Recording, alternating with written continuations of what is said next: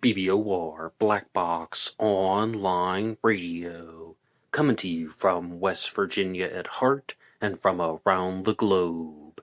And hello, Nedheads. Hello, Black Box Battalion. Today is Tuesday. Welcome to the new segment here on Black Box Online Radio. On Tuesdays, I've launched a new series about the disappearance of Maura Murray from 2004. And in this episode, I will be discussing the Media Pressure podcast, the book Vanished Without a Trace, The Unsolved Mystery of Maura Murray's Disappearance, and an article that will look at an alternative theory. And you guys know the drill. You can hit the like button if you want, subscribe if you haven't, and drop a comment down below if you have something to say about the disappearance of Maura Murray.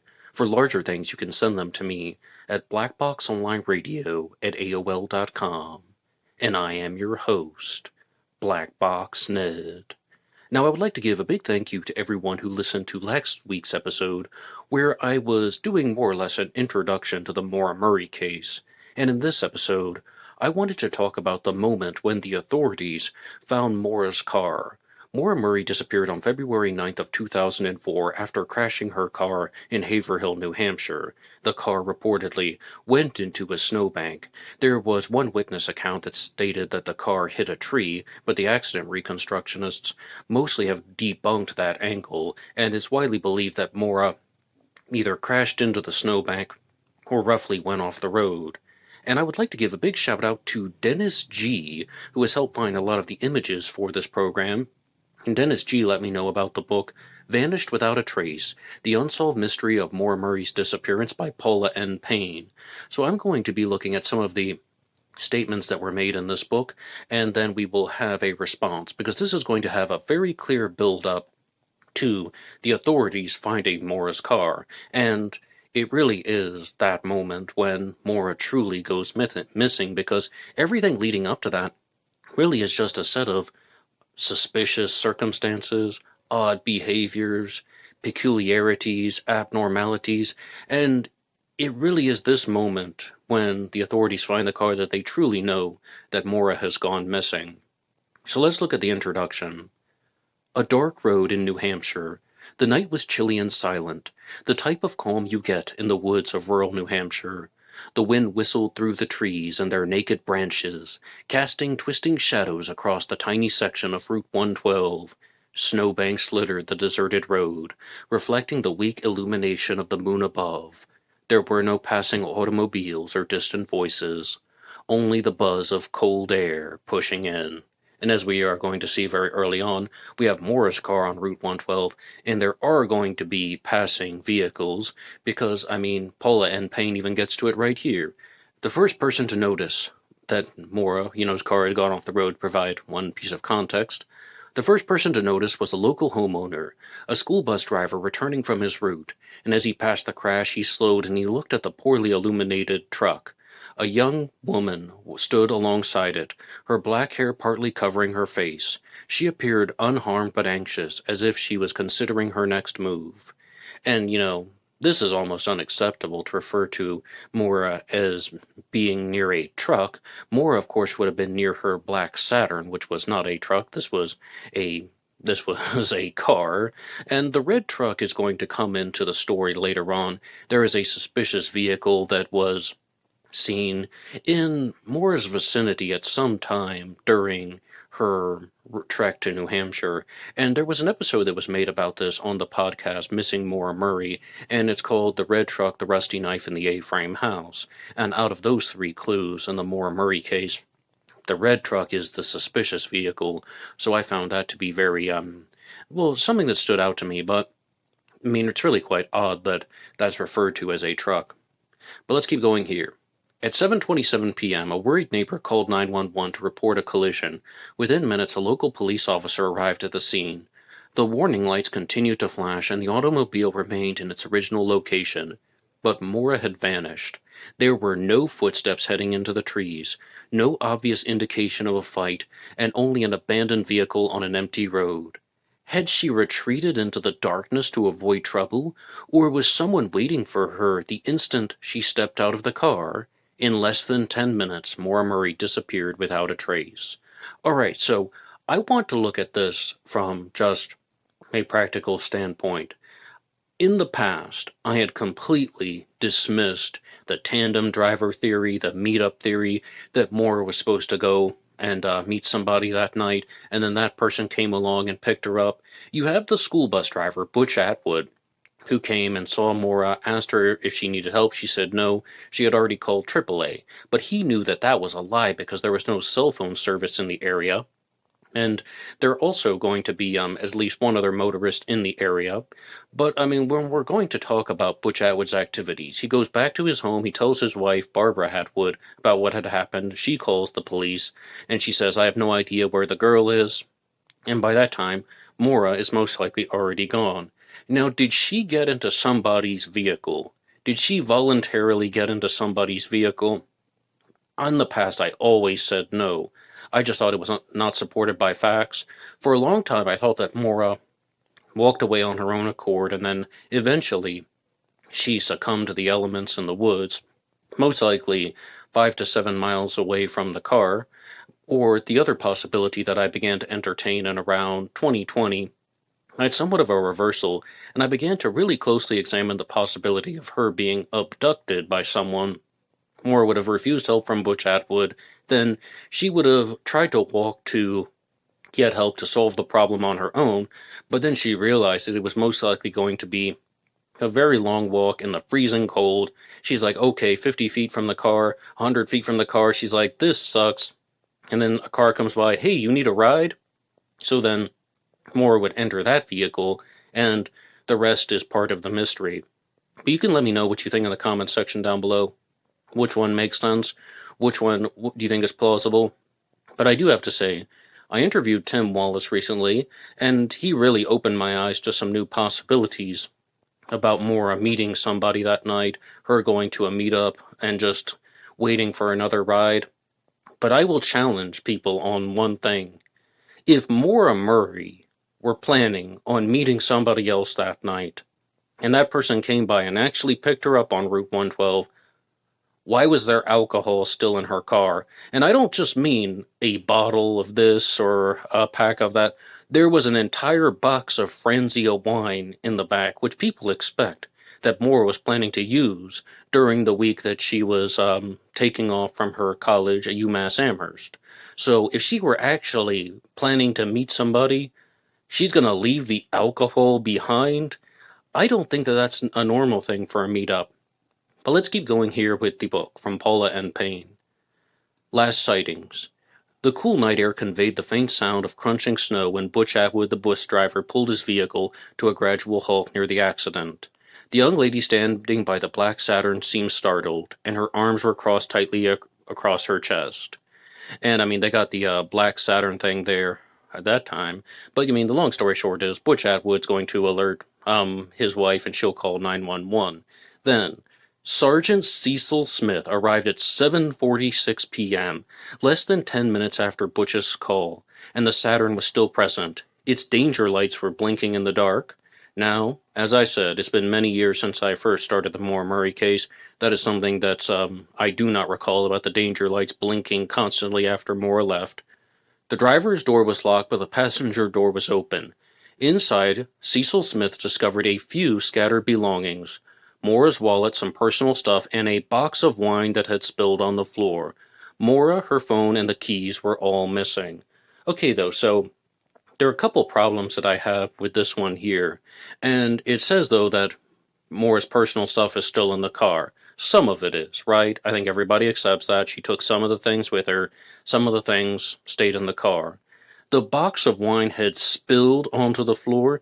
This is another thing that I do not necessarily recall, and I will talk about the Media Pressure podcast later on, but they reported that very clearly there was just a red liquid that was in the car, and there was also a red liquid that was in the snow. For the longest time, this has signaled to people that maybe Maura was drinking that night. Not absolutely drunk, but maybe she was drinking. Maybe she put wine in a Diet Coke bottle. She was not overly inebriated, but she was drinking wine while she was driving the car. And this is a little bit different than the box of wine actually being broken or damaged, and that would be spilling all over her back seat. I don't recall that specific detail. Most people believe that Maura would have crashed the car, and the wine in the Diet Coke bottle would have splashed around. Maura then poured the Diet Coke bottle wine out, and then she threw the Diet Coke bottle on the ground and kicked it under the black Saturn. That is one possibility, but that has never been confirmed. Witness accounts did not exactly match up. The bus driver had just glimpsed her for a second, and the neighbor had seen a person but wasn't sure if it was Maura. Some sources said she walked away, but there were no trails to verify it. Others worried if she had been apprehended before the cops had arrived, and whisked away in the dark by a stranger. Had Maura snuck away into the night on her own? Or had she been waiting for someone? Or had someone been waiting for her, transforming a tragic event into something far more sinister? The explanations were as elusive as the missing footprints in the snow. Now immediately, I want to stop right there and just say, here is one big issue. What if there were no footprints in the snow because Maura started running? And the Missing Maura Murray guys really zoned in on this one. They wanted to just look at the entire possibility of Maura could have started running away from the crash site because she was a long-distance runner, and when somebody is running in the cold, the risk of freezing to death is exponentially higher. Now, would she actually run 5 to 7 miles? I think that that's improbable. I think that's improbable in the cold, especially when she was not planning to do so, and if she had been drinking alcohol. All of that should have hindered her ability to run in the cold. And as I said, in 2020, I had somewhat of a reversal, and I began to lean more toward an abduction. But anyway, let's keep going here with the book from Paula N. Payne. Maura Murray was the type of young lady who appeared bound for success. She was bright, disciplined, and passionately dedicated, and she pursued her goals with quiet determination. Okay, that's one way of describing Maura Murray. That may have been what Maura Murray wanted to project to the world. That may have been what Maura Murray's family wanted people to think, but I think we all know at this point that Maura Murray had her usual young adult issues, and I can't even call them too many problems. Yes, she got into legal trouble in her life, but a lot of that is just teenage stuff and young 20 stuff, and I've never seen anything to indicate that Maura Murray was a genuinely evil person. But she was definitely more of a free spirit. She was a prankster. She definitely put things like amusement before her academics and so on, and I don't even think that those are necessarily bad things to say. Born on May 4th of 1982 in Hanson, Massachusetts, she was raised in an industrious, close-knit household. As the fourth of 5 siblings, she was used to competition, but she stayed close to her sister, Julie, who frequently functioned as both the role model and the confidant. Academically, Maura excelled. She was an outstanding student at Whitman-Hanson Regional High School, noted for her brilliant mind and unwavering work ethic. Numbers came to her naturally, and that drove her to pursue engineering, which was still dominated by males at the time. She was accepted to the elite United States Military Academy at West Point because she enjoyed problem-solving and had a natural talent for math. West Point required discipline, and Maura soon adapted. She trained hard, balancing academics and physical endurance. However, military life did not meet her expectations. After a year, she switched to the University of Massachusetts at Amherst to study nursing, a move that represented her caring character. Nursing was more than a career option, it was a calling. She excelled in her academics, demonstrating both her ability and her loving nature. Outside the classroom, Maura was accomplished. She was a standout runner in school, participating in cross-country and track. She stood out for her mental and physical endurance. Running was more than a sport for her. It was a method for her to unwind and clear her mind. Her personal life looked just as solid. She was in a long-term relationship with Billy Rausch, another West Point student. Despite the considerable distance, their relationship appeared to be serious. Now, I'm not necessarily sure what Paula N. Payne is trying to do with this book here, because already there's some major issues here. I think that maybe this is trying to set the scene of, oh, what a perfect all-American family, what a perfect all-American girl, and then they're just going to be dropping the bombshells throughout the book periodically, but a lot of the stuff is all publicly known and widely accepted. Maura was kicked out of West Point for stealing approximately $5 of makeup. She was in the nursing program at UMass Amherst, but it was a competitive and challenging nursing program. She was in a relationship with a man named Billy Rausch, who was stationed at Fort Sill, Oklahoma at the time, but Maura was also having an affair with her track coach, Hussein Baghdadi, who went by the nickname Haas. So, Maura may have tried to make people think that everything was fine on the surface, but she had a lot of secrets, and that might be one of the reasons why the story gets fueled with with all of these alternative theories and conspiracy theories out there. And I have to give credit to you guys in the comments section. You recommended that I listen to the Media Pressure podcast on the disappearance of Maura Murray, and I went through episode 1, and I'm going to make it a recurring thing here for these weekly segments on Tuesdays. One more time, you can hit the like button and subscribe if you want to follow along with these discussions on the disappearance of Maura Murray. And in Media Pressure, it's actually hosted by Julie Murray, Maura's sister, who was mentioned right here. And while it says that Julie frequently functioned as both a role model and a confidant, Julie Murray was actually someone who also heavily relied on Maura's support. Julie was stationed in Korea with the military, and she found it to be a very overwhelming experience, and she stated that Maura was the person who actually encouraged her and helped her through it. And also Julie and Maura bonded over their love of the X-Files, and they both used them in their usernames online at the time because they were fans of the X-Files. They said it was their favorite show.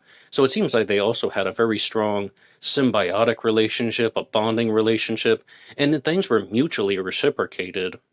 And overall, though, there really appeared to be a lot of general information in the first episode of Media Pressure, and a lot of it seems to have been shared on the Maura Murray Missing page. Not Missing Maura Murray, but Maura Murray Missing, which was the page that was run by her family. And it seems like that information was reiterated into the first episode of the Media Pressure podcast. But I'm definitely going to go through it and look through a lot of their interviews, actually, because they're going to have some groundbreaking stuff. I know that the podcast has been out for a while, but I did that episode with Tim Wallace and you guys recommended it, and it seems like a great addition to the research journey, because we had the Missing Maura Murray podcast. Then we had 107 Degrees that came along that was trying to set the record straight. And that was not even enough. So then Maura Murray's family's like, you know what? We're just going to tell the story. There are all of these people online that are talking about us. There are all of these people that are sharing these wild conspiracy theories that Maura Murray was trying to run off to Canada and start a new life, and she's still living there. And she ran over a UMass student named Patrice Vassy and so on. And all of these allegations have been made against her. They're like, we're just going to tell the story. So I look forward to going through that one there. And also, there appears to be quite a lot of disinfo going on, because that Vanished book that I was just reading from by Paula N. Payne, even if it doesn't have mistakes in it, there are also statements there that might count as misrepresentations. And it's not just something about, Butch Atwood saw a truck and where Maura had crashed and so on. And Maura, of course, was driving the Black Saturn. It's also about how it's just misrepresenting the nature of the story. Now, maybe later on in the book they will clarify all of these things. I would hope that that would be the intention. But let's look at a different article that was written here from The Independent. And this is one that actually also features comments from Julie Murray. And this was released in 2022. This is called, Is She Being Held Captive Against Her Will? That Terrifies Me. Missing Maura Murray's Sister Speaks Up After a New Search. And I know that that is a title that is meant to get your attention and grab people and pull them in, but this is a clear case of a media publication like The Independent using an outrageous headline to try and make things a little bit more dramatic than they actually are. Julie Murray has a framed handwritten note from her little sister in the living room of their Virginia home. It was one of the last messages that she had received from her beloved younger sibling Maura, before the nursing student vanished. And as Miss Murray was working from that same home, her dog Stony keeping her company, when she got a call out of the blue last week about Maura, whose disappearance has tormented the family since February of 2004. There was a new search. New Hampshire authorities told the 42-year-old West Point graduate in a phone conversation that she became used to having. New tips and searches have cropped up sporadically over the years. Miss Murray has learned not to raise her expectations too high, and despite her family's tireless efforts to keep Maura's mysterious disappearance at the forefront of investigators' minds and the public consciousness. And this is also something that Julie Murray wanted to talk about on media pressure when she says, somebody knows. Most likely somebody knows. And the family has said this for a very long time, that they are entertaining the theory that Maura was abducted. Her father, Fred Murray, said it clear as day that she was most likely snatched by a local dirtbag. And who that person was is still a matter of contention. Who that person was is still open for discussion. But it seems like the family is using that as their primary theory. And what that means is that somebody knows what happened to Maura. And one of the reasons why Julie Murray wanted to do the Media Pressure podcast was she wanted people to come forward. She said it would only take one person who has that type of insider information to just open everybody's eyes to what actually happened to Maura Murray. Now, I will offer one alternative, and that is that Maura may have died accidentally. It could be that theory that I said I had, from 2015 to 2020, that Maura died in the woods. And that's not unique to me. I wasn't the origin of that. Lots of people believe that Maura Murray passed away in the woods, that she left the scene of the crash, and then she was trying to get to the next town. The whole concept of she refuses help from Butch Atwood. She wants to solve the problem herself, so she's just trying to get to civilization, or get to a place that had cell service, and that she wanted to make everything work out on her own, and eventually something happened to her. There are all types of theories out there. One of them is that Maura tried to take a shortcut through the woods. She tripped over a log, broke her leg, and she couldn't walk, and that's why she passed away. And others were things that Maura was just dealing with a lot of mental stress and duress, and that she just gave up and drank herself into oblivion. In those scenarios, there would not be a witness coming forward who could say anything. The only way you would actually get closure in that story is if Maura's skeletal remains were recovered. And it's not only her physical body. We're also talking about things like the backpack she had with her, things like shoes, that might survive the process of decomposition. But there are going to be complications with that all the same. Let's go back to the article from The Independent. New Hampshire authorities last week searched 2 areas in the state near where Maura was last seen in February of 2004. After she left her Massachusetts dorm room and emailed professors about a fabricated death in the family, she took off to New Hampshire, crashing her car in Haverhill near the Vermont border. So what this seems like is that Maura told her professors that there was a family emergency, that there was a death in the family, and that she wasn't going to be in class for a week. Some people believe that Maura was planning to drive to Bartlett, New Hampshire, where she was very familiar with, she knew the places, and she was just going to spend a week in a motel room or a bed and breakfast getting drunk by herself. And she was also known to do similar things, maybe not getting drunk in a motel by herself, but participating in activities of a similar nature, taking the train into the city by herself, going on sporadic and impromptu travel plans, doing things that are similar to spontaneous actions. I don't like to use the word spontaneous because I don't necessarily think that human behavior is spontaneous. I've said this before on the channel, but that's not even the point, just unplanned. She was known to do unplanned things. And contrary to what you heard in the book from Paula N. Payne, it really seems like Maura was somebody who was a little bit more prone to these types of unplanned behaviors and what she leads on. And it seems like Maura had a problematic side that's a little bit rebellious, a little bit devious, but it's also just a 21-year-old girl trying to have fun and live her life, and she's not concerned about the consequences, and she wants to do things that are pleasing to her the same way that a lot of us do. And I absolutely do not judge Maura Murray for the actions that she participated in, because there's no reason to. She didn't deserve to be abducted and murdered, and she also didn't deserve to pass away, under other unfortunate circumstances. And if anything, it's a tragedy. But let's keep going here. Maura allegedly told a passerby that she had called for help, and he then notified police. But by the time they arrived at the scene, just minutes later, there was no sign of the smart, ambitious 21-year-old. The minute I got the call on February 9th of 2004 that my sister was missing, that changed my life completely, Miss Julie Murray says. No single day has ever been the same. And as time goes on, you have to learn to balance, and you live alongside the ambiguous loss and the unknowing. There are many, many weird threads to Maura's disappearance, sparking a firestorm of internet sleuthing, theories, and not least because of her disarming smile, remarkable wit, and all-American backstory. Maura was born in 1982 to Fred Murray, a medical technician, and his wife Lori, a nurse. There were 5 children in their Irish Catholic family, and Maura not only excelled at nearly everything from a young age, but also loved people, especially helping them, her sister says. She was as humble and would write a thank you note if you gave Maura a piece of gum. Maura was so smart, Miss Murray says. She had a really quick wit, and she was a fast thinker. She was a master smack talker. And one of the things that I remember that Maura Murray had posted on a forum once was she was just asking people to share stories of the White Mountains, particularly if they had any stories related to moose. If anyone had any good moose stories, they would share them in her thread. And she seems like somebody who would have been a genuinely fun person to be around. But let's keep going here.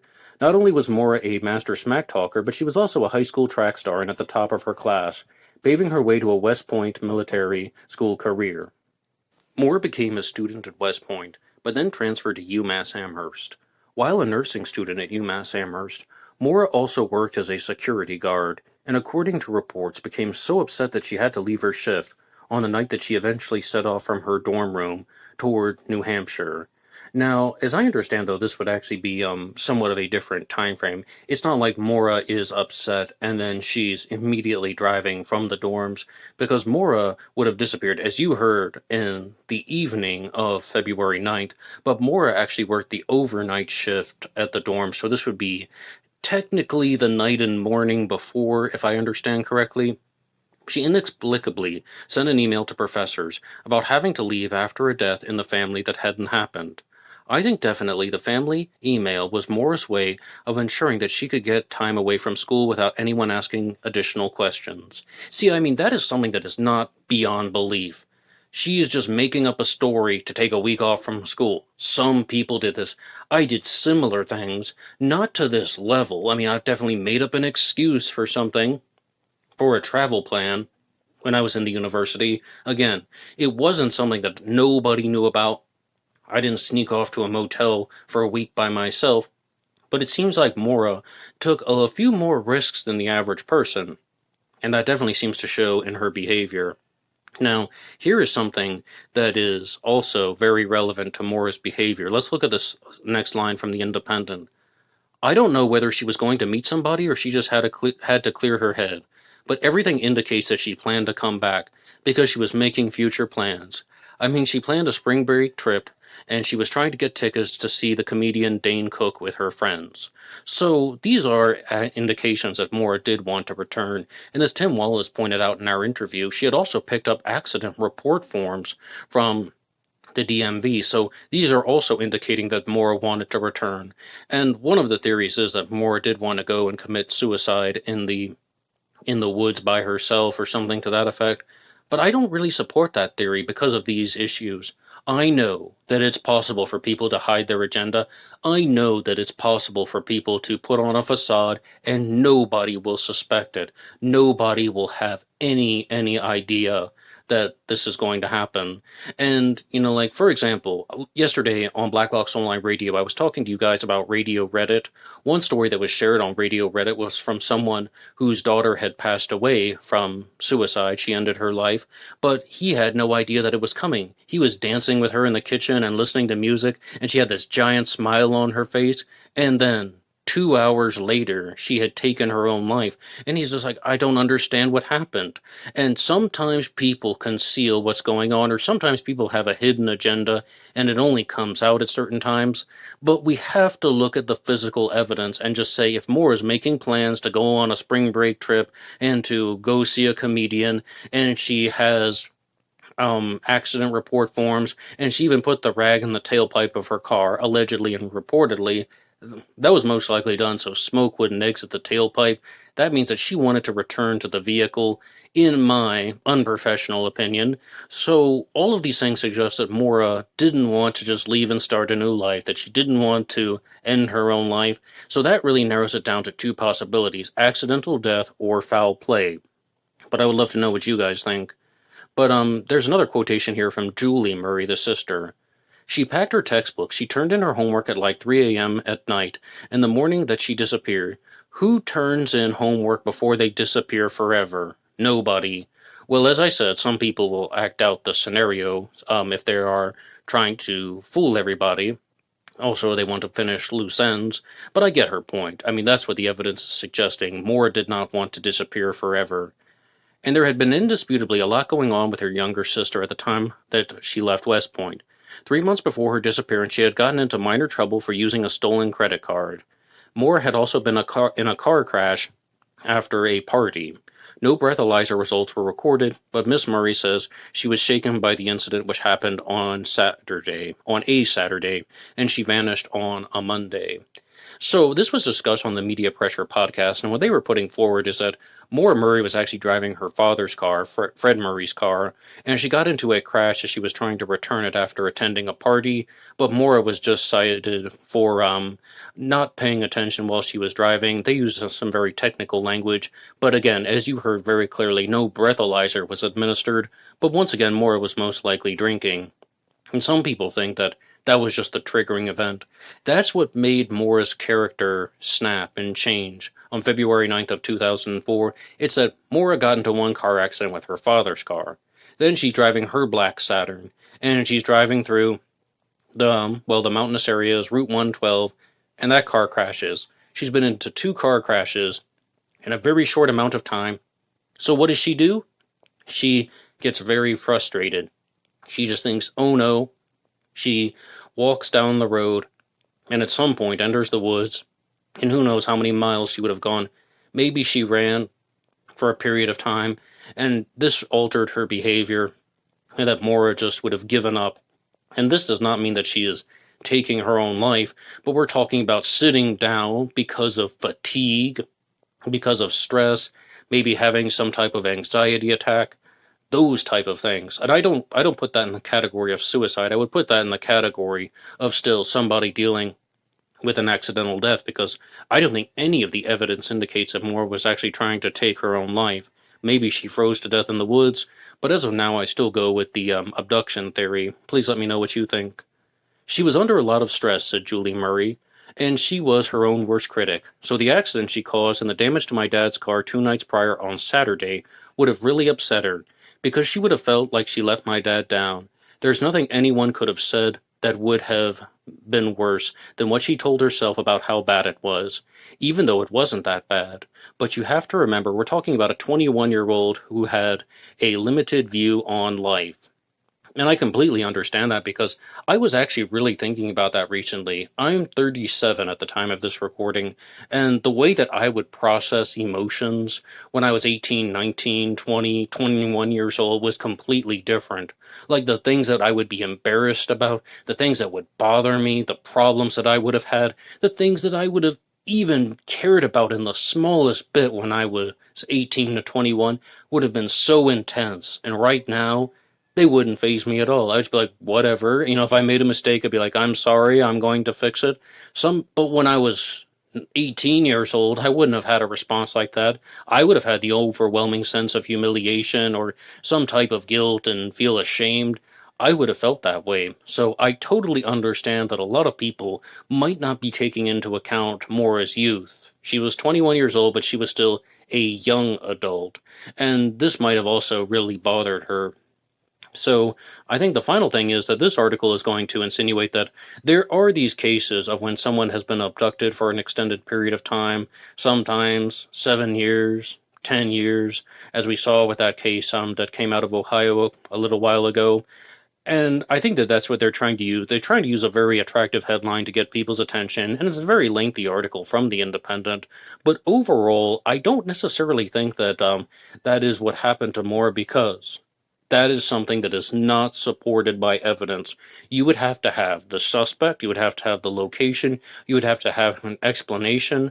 And right now, I would rank the theories in terms of likelihood about what happened to Maura as number one, being an abduction theory. The dogs lost her scent not too far from the crash site, although on media pressure, they told the full story about how, the stuff we already knew. The search dog smelled a glove. That was a leather glove, which probably shouldn't even hold in the scent too well, that Maura had received for Christmas from Billy Roush.